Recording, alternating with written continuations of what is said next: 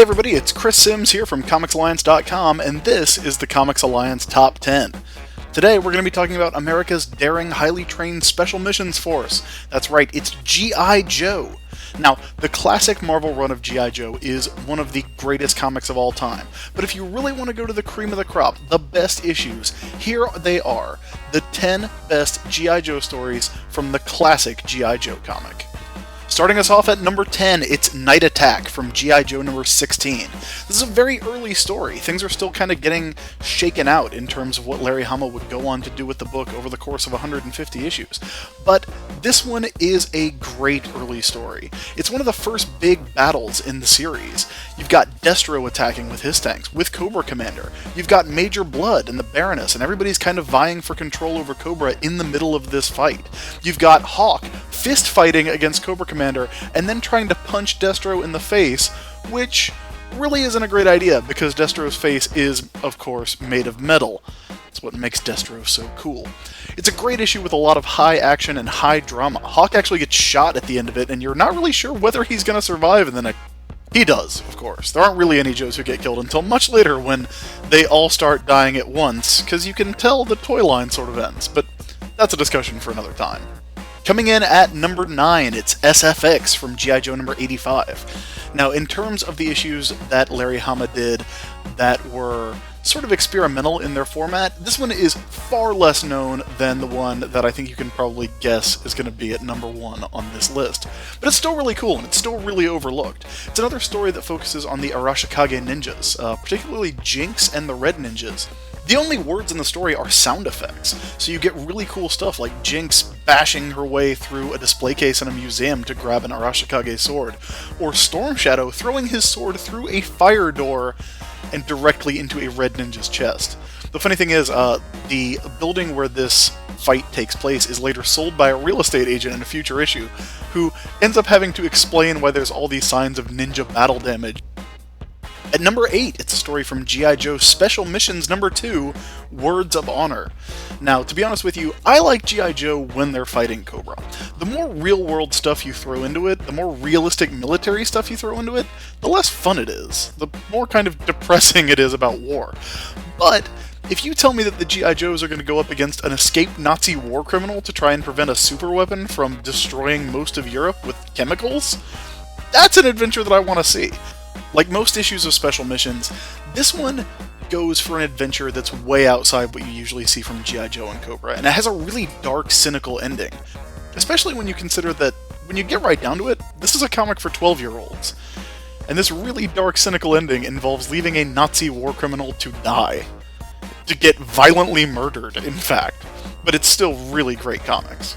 At number 7, we have G.I. Joe number 34, Shakedown. There are a lot of really good G.I. Joe issues that just take a simple idea and do it really elegantly, and this particular issue is Larry Hama and Rod Wiggum at the top of their game.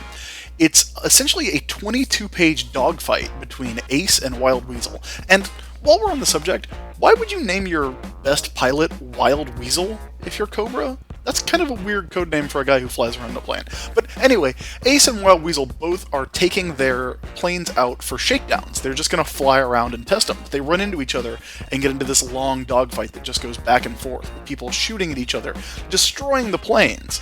And eventually, neither one can take the other one down, so they just salute each other and move on. It's a really, really cool issue. It's classic war comics, but with that sort of technical style that really comes through in G.I. Joe. It's been reprinted a lot, and in fact, it was even done as a comic 2-pack that came with Ace and Wild Weasel action figures, so it's definitely one of the more enduring issues. Now, just a second ago I said that I didn't particularly care for realistic fiction in my G.I. Joe stories, but number 6 on our list, which is Scoop from Special Missions number 23, does a lot of really cool realistic stuff in a way that's every bit as interesting and elegant as Shakedown. The story's about a new recruit to the G.I. Joe team, Scoop, who was one of the later era characters introduced for the second series of the cartoon, if you remember that. As a new recruit, he has a lot to learn about the way G.I. Joe does things. So Larry Hama and artist Herb Trimp throw in a lot of really interesting military tidbits about stuff that soldiers actually do. Stuff like changing out the strap on your machine gun so that it makes less noise because it's not attached to the swivels. or how you should never drink half of a canteen. You should always empty it out, because otherwise the sloshing of the water inside can give away your position to an enemy. Now, again, a lot of this involves really dark stuff. At one point, they tell Scoop where to put his compass and map in case he dies and they have to search his body for the necessary equipment. It's pretty dark, especially since he thinks Tunnel Rat gets killed in this issue. Of course, Tunnel Rat's fine, but it's still pretty cool to see how much you can learn about the actual military just from reading G.I. Joe. Getting as far away from that idea as we can, number 5 is the issue with probably the best title in the entire run of G.I. Joe, Slam Dance in the Cyber Castle. This was the story in G.I. Joe number 150. It's very close to the end of the series, and it's the fight that you always wanted to see. It's Snake Eyes versus Cobra Commander, and it's awesome. Cobra Commander has been using the brainwave scanner to create this sort of strange, surreal, Lovecraftian holodeck environment when people come and try to kill him. He's got new battle armor. He's seemingly unstoppable. So Snake Eyes breaks in, sets Cobra Commander on fire with white phosphorus, and basically kicks the crap out of him for the entire issue. It's awesome. Snake Eyes is involved, Billy, Cobra Commander's son, is involved. They all turn on Snake Eyes because they've been brainwashed at the end. It's one of the best cliffhangers following one of the best fight scenes in the entire series. And the fact that a lot of these later issues of G.I. Joe don't get the press makes it a really undiscovered gem. So definitely find this one, if only so you can see that I'm not kidding. It's really called Slam Dance in the Cyber Castle. At number 4, we have another really simple idea taken to a really fun extreme. Weeding Out from G.I. Joe number 82. This issue is all about G.I. Joe's recruitment drive to get a few new soldiers, and what it takes to be a member of G.I. Joe. Now, what I've always loved about G.I. Joe is that Cobra Commander is so powerful and so insane that they had to get the best members of each branch of the military to come and fight him.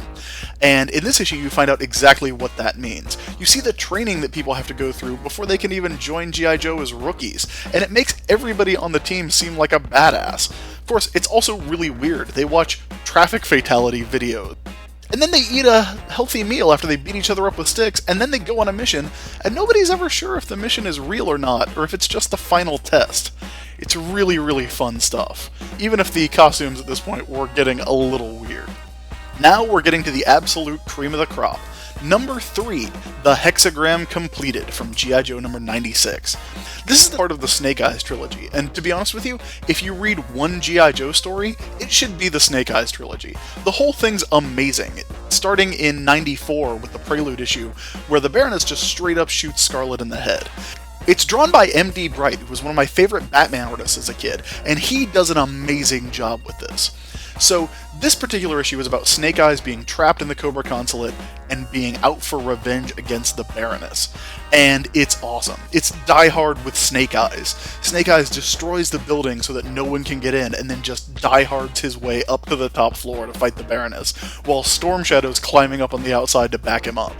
There's a lot of really great stories in this, and there's a follow-up story a little later on where Storm Shadow puts Snake Eyes into the Arashikage mindset, which is basically a death trance to send him off on a killing spree in Eastern Europe. But this particular issue, Snake Eyes Against the World, it's awesome.